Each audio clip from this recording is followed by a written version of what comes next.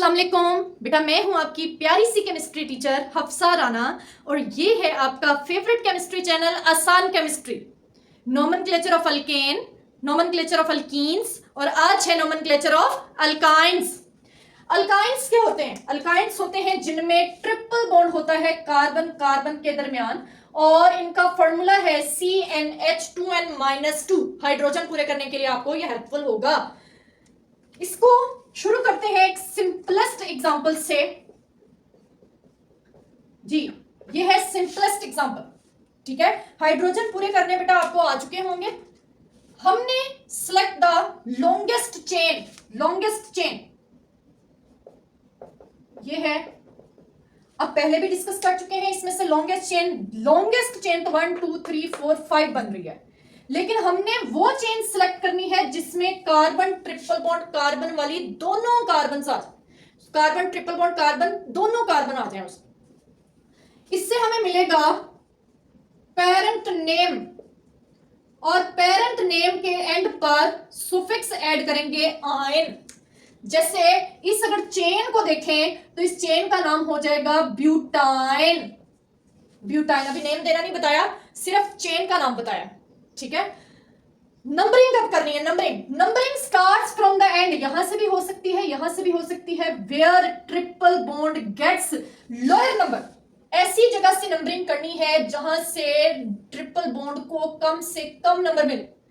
और नंबरिंग करते वक्त ये भी ख्याल रखना है कि कार्बन ट्रिपल बॉन्ड कार्बन दोनों नंबरिंग में शामिल हों, तो ये होगी नंबरिंग। अब है next rule.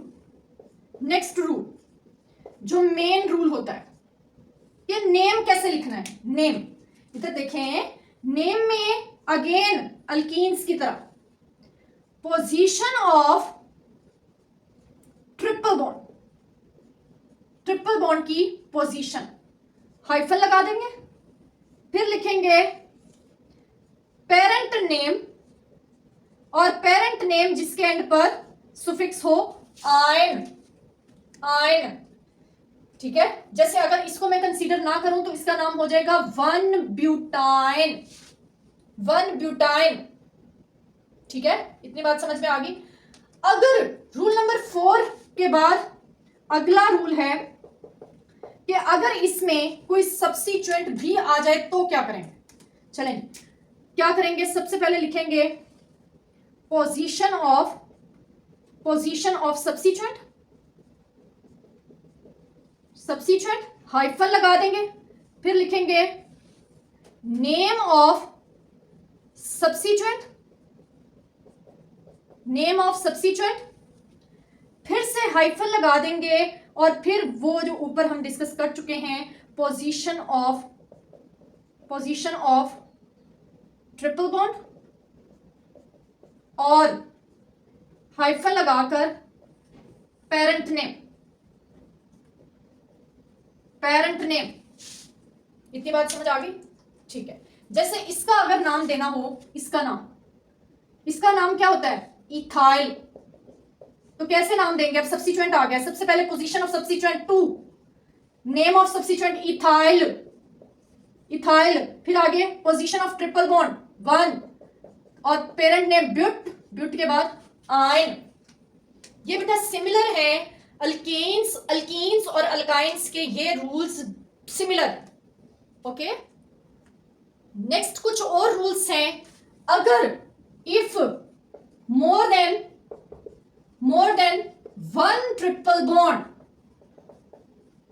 Is present in parent chain,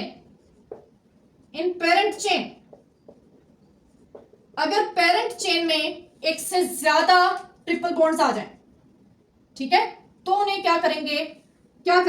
हम प्रीफिक्स यूज करेंगे, prefix di, tri, tetra. Name दे, एग्जांपल से समझते हैं। एग्जांपल है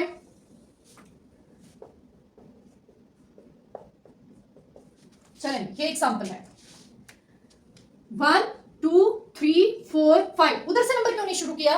क्योंकि बेटा यहां 1 पर ट्रिपल बॉन्ड बन रहा है, वहां 2 पर बनना था और हम ये कह चुके हैं कि लोएस्ट लोएस्ट नंबर मिलना चाहिए कार्बन ट्रिपल बॉन्ड कार्बन को। अब इसमें है 5 कार्बन, पेंट, हाइफन लगाएंगे, 1 पर ट्रिपल बॉन्ड है और 3 पर ट्रिपल बॉन्ड है, हाइफन लगाएंगे, di yne, di yne, di, अब ये क्या क्या लिखा है, ये पेंट का मतलब है number of carbon atoms in parent chain, 1 और 3 का मतलब है position of triple bond, di का मतलब है number of triple bond, means कितने ट्रिपल बॉन्ड प्रेजेंट हैं, और आयन का मतलब है simply carbon triple bond carbon. ठीक है, नेक्स्ट एक बहुत इंपॉर्टेंट रूल है, उसके 2 केसेस हैं, 2 केसेस रूल, ये इसमें क्या हम पढ़ेंगे, उससे पहले एग्जांपल देख लेते हैं। कार्बन जी, ठीक है, और एक और एग्जांपल, ठीक है, if double and triple bond both present in parent chain, अगर वो दोनों ही पेरेंट चेन में प्रेजेंट हो, ठीक है, एक और लिख रही हूं, इससे पहले एक और लिख लेती हूं,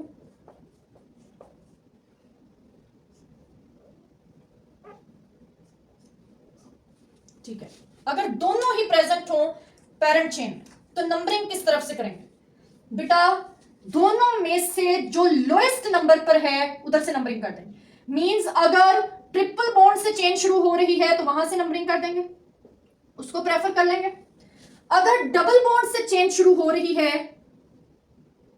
तो वहां से कर लेंगे। इसको मैं क्या कह सकती हूं, इसको मैं कह सकती हूं जो चेन के शुरू में हो, जो चेन के शुरू में हो वहां से नंबरिंग कर देंगे। ठीक है, ये था case number 1, case number 1। Numbering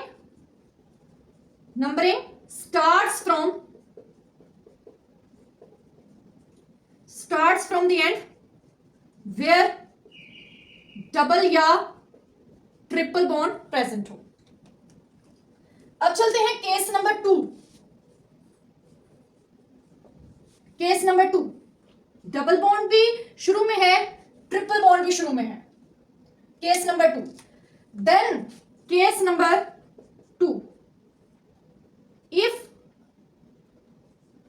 if double and triple bond present at same position, दोनों तरफ से सेम पोजीशन पे हो, then carbon double bond carbon will be preferred, हम इसको प्रेफर करते हैं, मींस अब नंबरिंग कहां से शुरू होगी, डबल बॉन्ड वाली साइड से, यहां से नंबरिंग शुरू होगी, कार्बन डबल बॉन्ड वाली साइड से डबल बॉन्ड को प्रेफर करते हैं, प्रेफर। ठीक है, अगर दोनों में से जो शुरू में हो वहां से कर देंगे, अगर दोनों ही शुरू में लगे हों तो फिर डबल बॉन्ड को प्रेफर कर देंगे। इतनी बात समझ आ गई। जहां पर डबल और ट्रिपल बॉन्ड दोनों आ जाए उनको नेम कैसे देते हैं ये सीखते हैं। प्रेफरेंस मैं आपको बता चुकी हूं, जो शुरू में आ रहा है वहां से नंबरिंग शुरू कर दें। यहां पर शुरू में ट्रिपल बॉन्ड है तो नंबरिंग ट्रिपल बॉन्ड के अकॉर्डिंग, यहां पर डबल और ट्रिपल बॉन्ड दोनों शुरू में है तो preference will be double bond.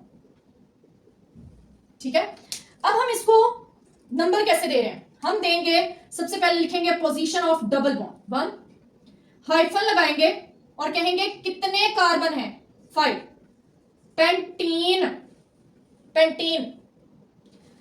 इसके आगे ई को खत्म कर देंगे, ई नहीं लगाएंगे, फिर से हाइफन लगाएंगे और अब कहेंगे पोजीशन ऑफ ट्रिपल बॉन्ड 3 है और हाइफन आयन।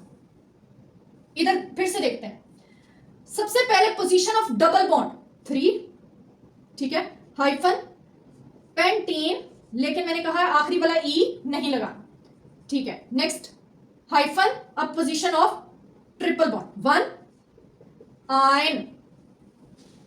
ठीक है, चलिए इधर आ जाए। अब position of double bond again 5 carbon, pentene, e नहीं लगाएंगे, 4 पर ट्रिपल बॉन्ड 4 आयन, 4 आयन। ठीक है, कुछ अब प्रैक्टिस के लिए मैं आपको दे रही हूं, वो आपने ड्रॉ करने हैं।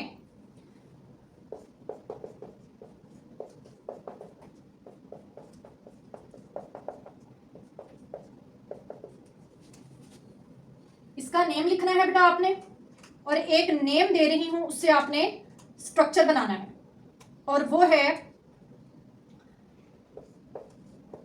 But 1 in 3 ion.